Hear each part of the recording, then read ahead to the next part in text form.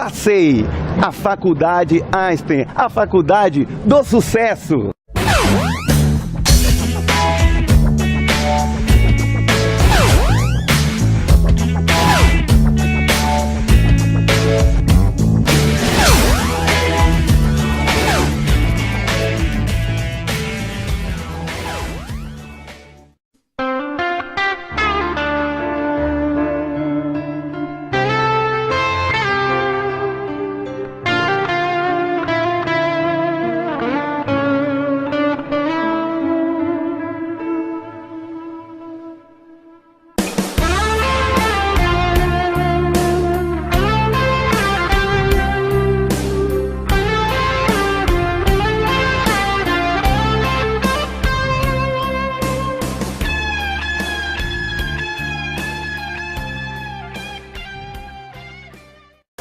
Um olhar holístico, metanoico, dentro de uma concepção da paideia do todo, é esta medicina que tenta adentrar no século XXI. Ainda existe muito preconceito, antes do conceito. Haja vista, porque nós aprendemos a visão da medicina tendo uma concepção cartesiana, positivista, meramente organicista, empírica, percebível somente pelo mundo dos sentidos.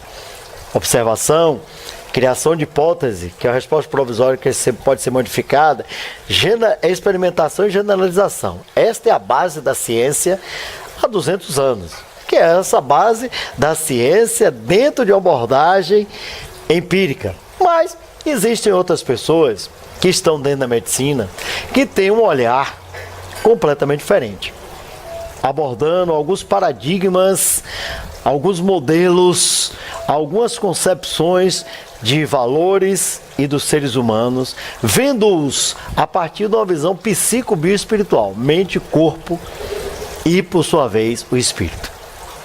Mas Hipócrates, que é o pai da medicina, ele já falava disso, porque ele acreditava e pensava semelhante ao Pitágoras.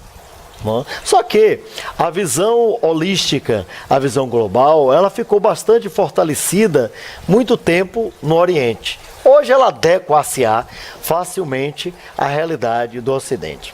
E para falar exatamente dessa percepção do mundo com a abordagem fenomenológica existencial, búdica, gestáltica, daqui de agora, que nós vamos conversar aqui com o Dr. Fábio Marcondes.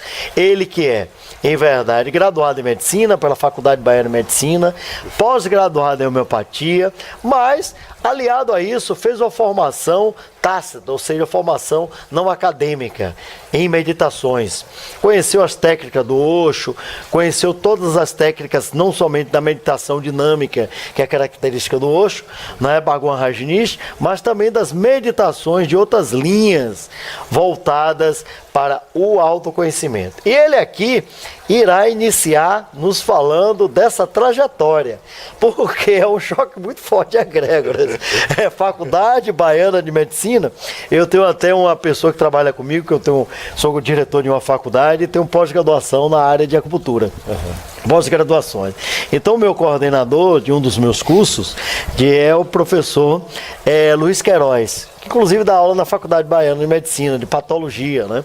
Ele é mestre em gastro e trabalha com psicologia médica. Aí nós conversamos constantemente, ele diz, é difícil você falar de uma coisa subjetiva para as pessoas que vivem full time na objetividade. Então, doutor, como é que o senhor fez medicina e adentrou no holismo, na subjetividade? Nos conte aí sua história. Perfeito, José. Eu acho que depois dessa introdução, talvez eu não precisasse nem falar tanta coisa. Introdução muito bem feita. Muito obrigado. Parabéns. Eu agradeço. Fica até fácil pra gente.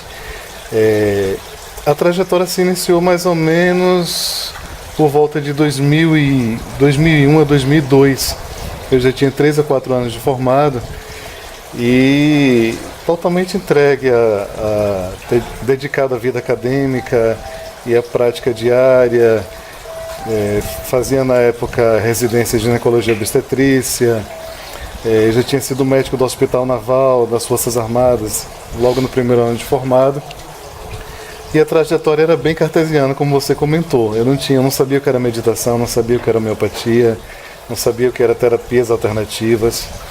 E até que uma crise existencial, que levaria um caminho muito longo para contar, me levou a me recolher em Praia do Forte. Eu fiquei lá um tempo recluso, introspectivo. Eu queria descobrir a mim mesmo o que era aquilo que estava acontecendo de estranho na minha vida. Por que que essa insatisfação, digamos assim, estava surgindo.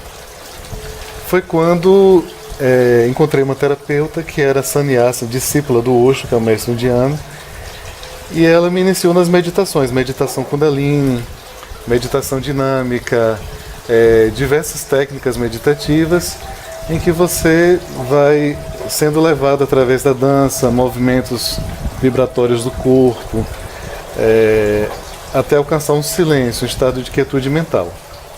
A partir daí muita coisa foi surgindo. A própria homeopatia surgiu da experiência da meditação. Fui conhecendo pessoas que tinham uma vida diferente, pessoas divertidas, leves, que faziam alimentação vegetariana, que procuravam todo estilo de vida diferente do que eu estava acostumado. Então, a partir daí eu comecei a ir para todas essas áreas holísticas. Eu fui fazer reiki, fui fazer inclusive teatro, canto, artes, a coisa da medicina de Hipócrates, que une a arte com a ciência, com o espiritual. E então eu resolvi procurar um curso aqui em Salvador. Na época era o curso de Maria Amélia Soares da Cunha, que foi e é minha mestra até hoje. Ela é conceituadíssima, né? No Brasil todo. No Brasil, uma das muito melhores respeitadas. homeopatas do mundo. Exato. A quem agradeço sempre e honro todo o ensinamento que ela me deu, que é além do ensinamento teórico, é ensinamento prático e vivencial, uma sabedoria oral que já vem da ancestralidade da família dela, vem de 4 gerações de homeopatas. Eles foram os pioneiros aqui na Bahia. E eu me considero um aprendiz dedicado, um estudante que está sempre aberto ao novo e ao mesmo tempo querendo manter essa tradição. Até hoje eu sigo a homeopatia do jeitinho que ela operacionalizou, vindo da família dela, do tio, do avô, né? Essa colocação sua é muito inteligente, principalmente quando você coloca que é discípulo de tudo, mestre de nada. Sim. Porque exatamente a visão da medicina, ela é uma visão de respostas imediatas e objetivas. Sim. Casos como o seu, eu lembro-me que do próprio Auro Augusto. Sim, perfeito. Né? Eu sou um discípulo do Áureo. Quando criou o Lotte Lore, ele foi para estudar com o Lazaeta, né? E também o Manuel Joaquim Pacheco, que foi até meu sócio, né, numa clínica chamada Raízes. Eles, na verdade, eles eram médicos, e de repente o Jorge Rocha também, que já é falecido, né, eles tiveram um choque de egrégoras com a realidade. Por quê? Porque a realidade é aquela de você fazer medicina num processo sacerdócio para servir. Perfeito. E de repente começa a perceber que você não consegue servir, a não ser ao capitalismo. É verdade. E aí, eles, talvez tenha sido o seu caso, começam a perceber que existe algo a mais. Inclusive o Hipócrates, que era o pai da medicina, né? Ele, por sua vez, ele tinha a visão pitagórica, né? Uma visão bem ampla, né? Ele achava, faça do seu alimento a base para a sua saúde, né? Ele também é colocado como um dos pioneiros da visão da coluna, vendo-a não somente como uma antena, mas como algo que deveria ser trabalhado para se dar uma visão de cosmicidade, né? Tudo isso é importante. No século XIX, com a visão de Augusto Comte, dividindo as ciências, trazendo primeiro a matemática, depois a astronomia, depois a física, a química, a biologia, a física social e o amor, que não é muito divulgado, mas ele fez. Trouxe bastante o alicerce da necessidade de se perceber o ser humano no mundo dos sentidos, ou seja, olhemos-nos, né? Vamos vê-lo de uma forma empírica, né? Vamos só observar, e o que vemos é o que daremos a algo em relação a ele. Alma jamais. Aí a pergunta é: como foi se sentir diferenciado nesse meio, porque é uma coisa, né? De repente você é médico, de repente você é gineco, né? Tá indo na visão gineco, que é bem cartesiana, bem positivista, e de repente você vai para a subjetividade, né? Você vai para a homeopatia, para meditação, medir, né, o ser humano a partir dele. Como foi isso? E como é isso? Porque, na verdade, parece, quando a gente conversa aqui, você está no meio, numa livraria esotérica, então quando nós conversamos, você é mais um. Só que lá fora, você não é mais um médico, você é um médico diferente, um médico homeopata. Não é nem um psiquiatra, porque o psiquiatra as pessoas já sabem. Não, ele é psiquiatra, mas ele é psicótico, mais trabalha tal. Ele é um psicótico, na realidade ele tem uma biografia de vida que ele tenta passar para os clientes dele, mas o homeopata não, o homeopata é estranho no ninho mesmo. Eu acho que hoje se tornou mais fácil. No tempo de Maria Amélia, minha professora, com certeza era mais difícil. Houve várias perseguições a ela, os parentes da família, tentaram até caçar diploma dela. Enfim, a homeopatia já foi considerada até como um charlatanismo. A partir da década de 80, ela passou a ser reconhecida como especialidade médica pelo Conselho Federal de Medicina. Então, hoje eu diria a você que eu já não sofro preconceito, essas perseguições todas. Pelo contrário, as pessoas chegam com uma abertura muito grande. Claro que sempre surge algum cético, alguém que duvida como é que aquelas gotinhas vão promover a cura, né? Mas quando eu digo à pessoa, olha, não precisa acreditar, não precisa ter fé. Não é placebo. Basta que você se dê um crédito de usar e tenha a sua própria experiência. Tendo sua própria experiência é diferente de acreditar, de crer em algo. Homeopatia é uma ciência vitalista, é uma medicina natural criada pelo Samuel Hahnemann, um médico alemão há mais de 200 anos, então ela já existe há mais de 2 séculos, ela está aí. Houve uma outra homeopata que dizia que se ela não fosse verdadeira, ela por si mesma iria se destruir. Claro. E cada vez mais existem estudos, essa história de que não tem comprovação científica é muito relativa, porque já existem vários estudos de forma não cartesiana. Claro. E uma coisa é você ver o indivíduo como aglomerados químicos, né? Restrito a reações químicas. Concepção bioquímica, né? Bioquímica. Outra é você ver que nós temos bioeletromagnetismo, que nós temos leis, princípios que regem essa estruturação toda, anátomo, fisiológica, química, né?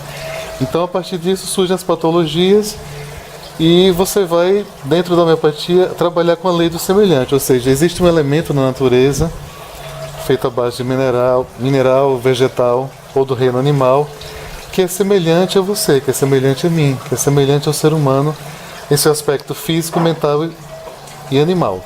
Então, dando um exemplo bem prático disso, se tem aqui uma planta chamada Nux vomica, se eu comer um pedacinho dessa planta, eu estou saudável, eu estou bem. Comendo um pedacinho dela, eu me intoxico. Aí vou comendo mais, vou criando mais intoxicação, começa a manifestar sintomas. Eu vou começar a sentir náusea, eu posso sentir diarreia, enjoo, dores de cabeça. Eu posso começar a sentir vontade de comer comidas mais pesadas, feijoadas, beber bebida alcoólica, né? Me tornar um alcoólatra, ter ressaca, enxaqueca. Se uma pessoa que está sentindo esses mesmos sintomas, ela sente diarreia, enxaqueca, náusea, vômitos, se a gente pegar essa planta, fizer o processo homeopático chamado diluição sucessiva, que é diluir várias vezes em água e álcool. Depois fizer o processo da dinamização, que são os movimentos manuais ou em máquina, chamados sucções, dinamizações, para liberar a energia vital que está contida nessa matéria bruta. Aí não vai ter mais memória, não vai ter mais matéria-prima, só vai ter memória, consciência e energia. Se essa planta homeopatizada, diluída, dinamizada, for dada para essa pessoa que está doente, com náusea, vômito, enxaqueca, ela vai melhorar. Então, na homeopatia, o que provoca é o que cura. Né? Provocou em mim uma doença, né? Esse mesmo remédio, essa mesma matéria bruta, se for diluída, dinamizada, vai curar uma pessoa com sintomas semelhantes. É uma coisa interessante, né? Essa é a lei dos semelhantes. É uma coisa interessante, doutor, quando você fala porque, na verdade, ciência, como é vista empiricamente, é um negócio muito questionável. O ato iatrogênico. Sim, perfeito. Né? O indivíduo adentra no hospital, tem um corte no dedo e morre. O outro abre o tórax e não vem a morrer.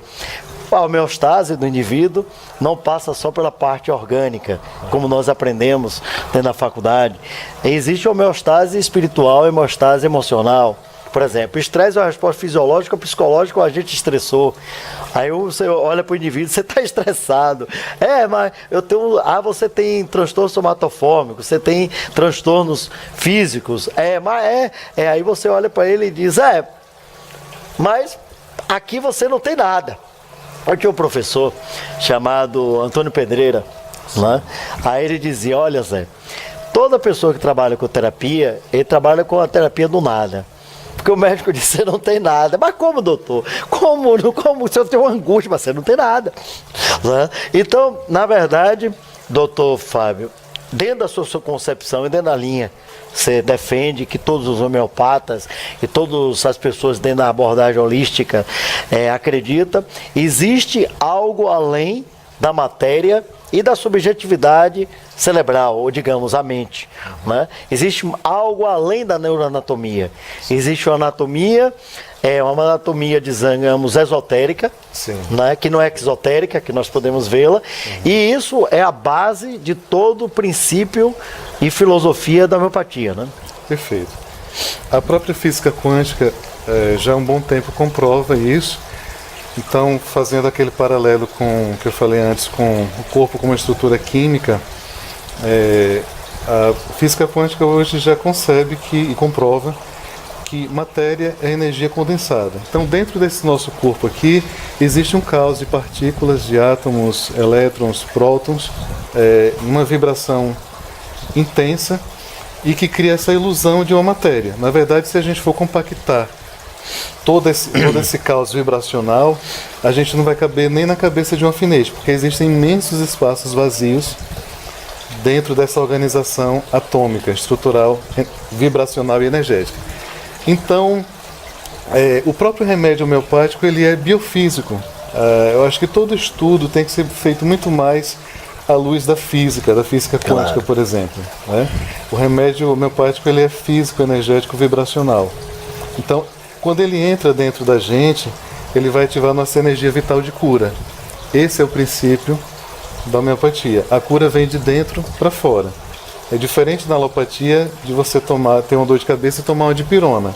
Vem um efeito químico tentando... Você fala, na verdade é o sintoma, né? Não é a doença. É o sintoma. Então, é diferente. A homeopatia vai abordar a causa, o seu aspecto físico, mental e emocional.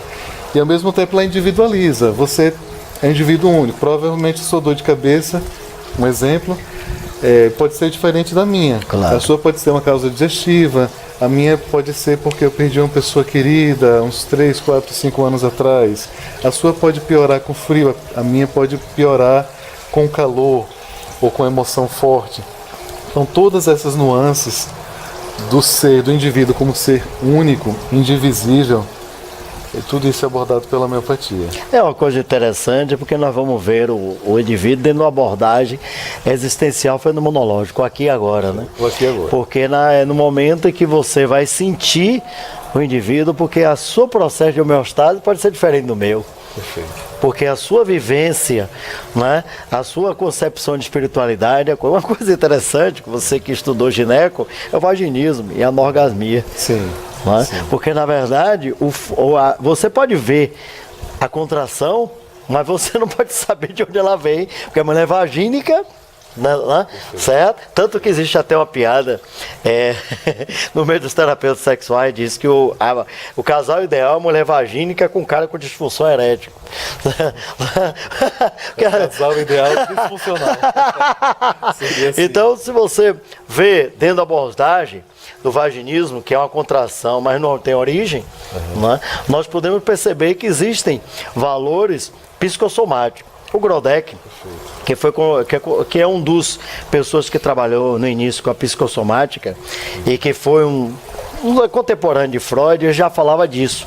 A doença como linguagem, Ou seja, observar o indivíduo de uma maneira semântica, semiótica, ou seja, o signo, o significado, o significante. Isso é importante dentro da abordagem da homeopatia, né? Mas eu vou lhe fazer uma pergunta capciosa. Sim. Por que é que a medicina não vê isso dentro de um contexto de aceitação política? Você entendeu? Por quê? Porque há interesses outros ou porque, na verdade, ainda existe uma falta de fundamentação nas academias, nas universidades, para levar as pessoas a pensarem sobre isso? É uma coleção de fatores. Eu acho que, em primeiro lugar, a medicina homeopática, os remédios são de baixo custo. Não existem procedimentos. Muita resistência por conta do velho sistema cartesiano. Claro. Acredito eu que muito boicote também velado, muita mensagem subliminar, muita coisa que se a gente for falar muito aqui vai criar uma certa polêmica. Mas eu posso dizer assim que de vez em quando surge uma reportagem na televisão dizendo que ela não funciona, né? Porque não existe compostos químicos ali, coisa que a gente já está cansado de saber, né? Então eu fico geralmente sempre pensando o que é que está por trás disso tudo, né? Ao mesmo tempo a gente sabe que existe uma verdadeira indústria da doença hoje no planeta. São as 3 maiores indústrias do mundo que geram mais dinheiro. Armas, né, indústria bélica, drogas e medicamentos, indústria da doença. Inúmeros aparelhos, né?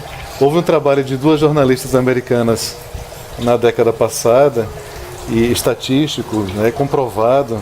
Elas pegaram ampla parcela da população dos Estados Unidos e elas comprovaram que, em primeiro lugar, o que mais mata no mundo é diagnóstico.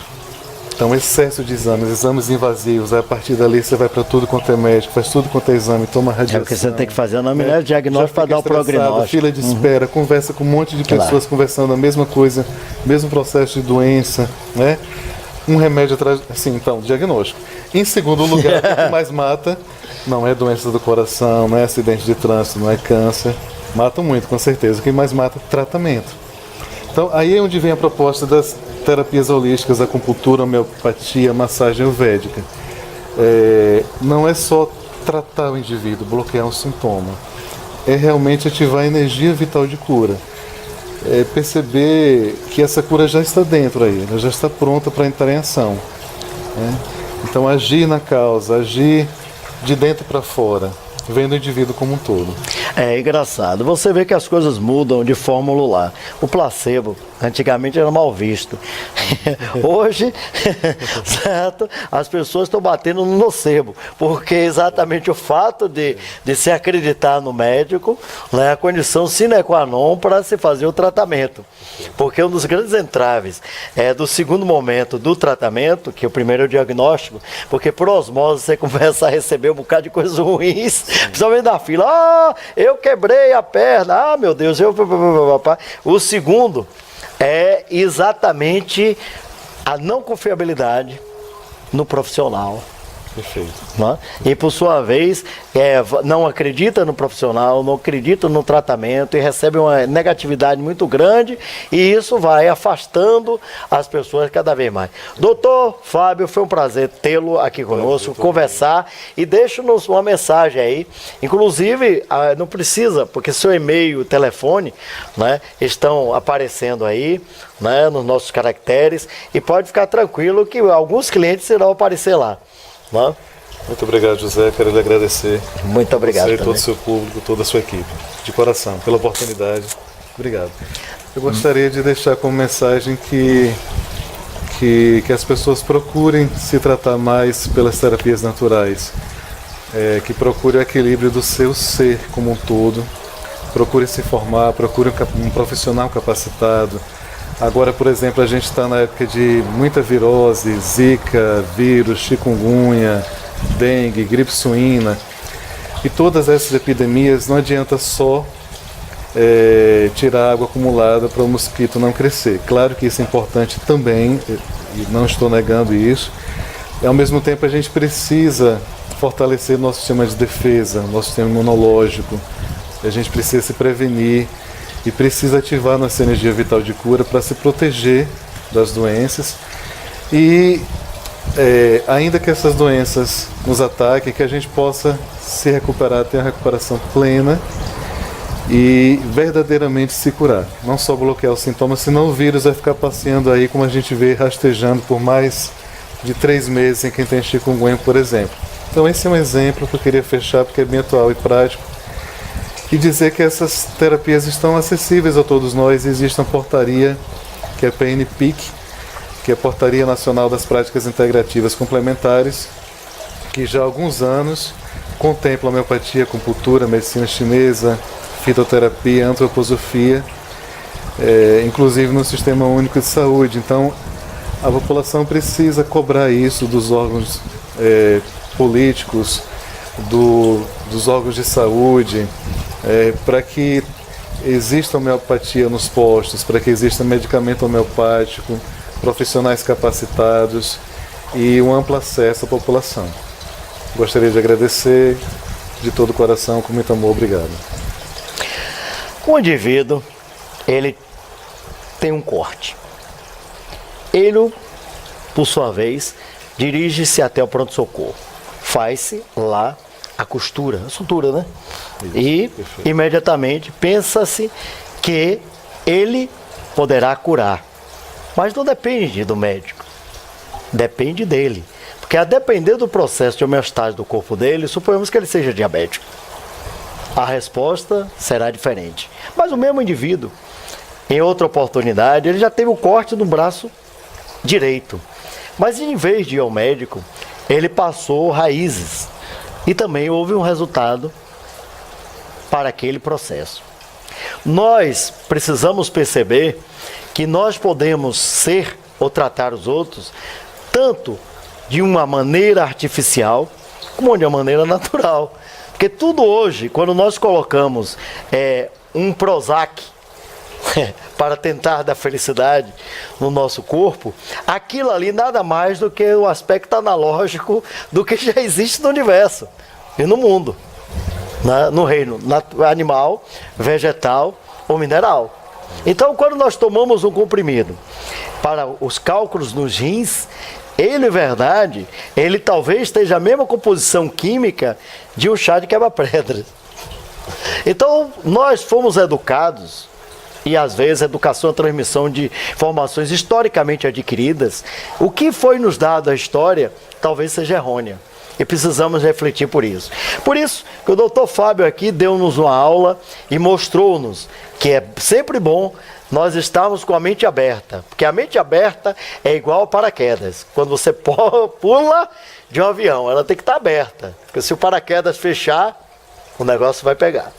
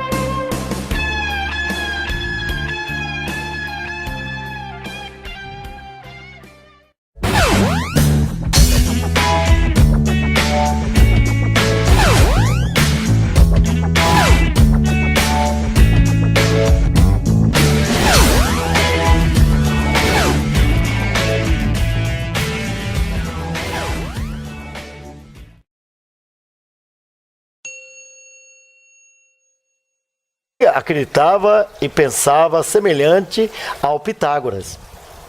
Só que a visão holística, a visão global, ela ficou bastante fortalecida muito tempo no Oriente. Hoje ela adequa-se-á facilmente à realidade do Ocidente.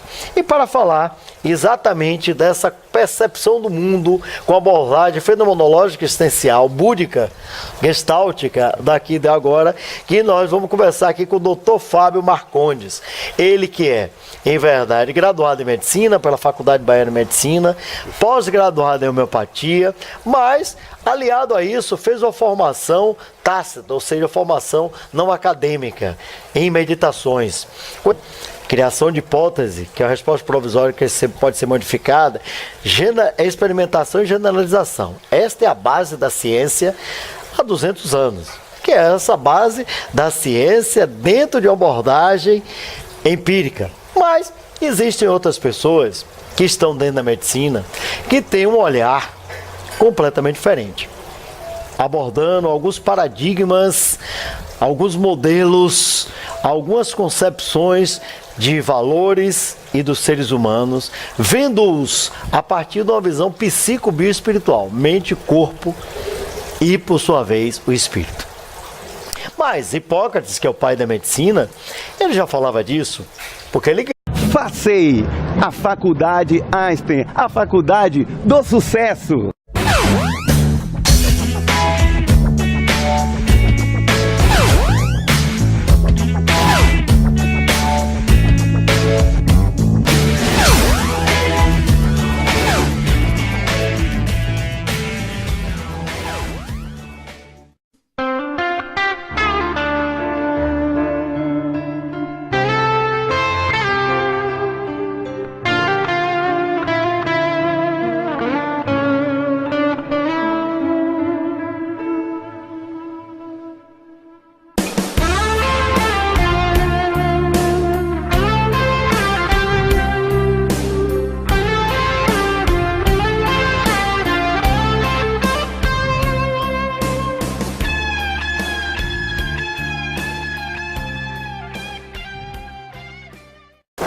Um olhar holístico, metanoico, dentro de uma concepção da paideia do todo, é esta medicina que tenta adentrar no século XXI.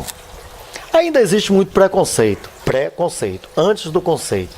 Haja vista, porque nós aprendemos a visão da medicina tendo uma concepção cartesiana, positivista, meramente organicista, empírica, percebível somente pelo mundo dos sentidos. Observação, conheceu as técnicas do Osho, conheceu todas as técnicas, não somente da meditação dinâmica, que é a característica do Osho, não é Bhagwan Rajneesh, mas também das meditações de outras linhas voltadas para o autoconhecimento. E ele aqui irá iniciar nos falando dessa trajetória, porque é um choque muito forte a egrégoras. É Faculdade Baiana de Medicina. Eu tenho até uma pessoa que trabalha comigo, que sou o diretor de uma faculdade e tenho pós-graduação na área de acupuntura. Pós-graduações. Então, o meu coordenador de um dos meus cursos é o professor Luiz Queiroz, que inclusive dá aula na Faculdade Baiana de Medicina, de Patologia, né? Ele é mestre em gastro.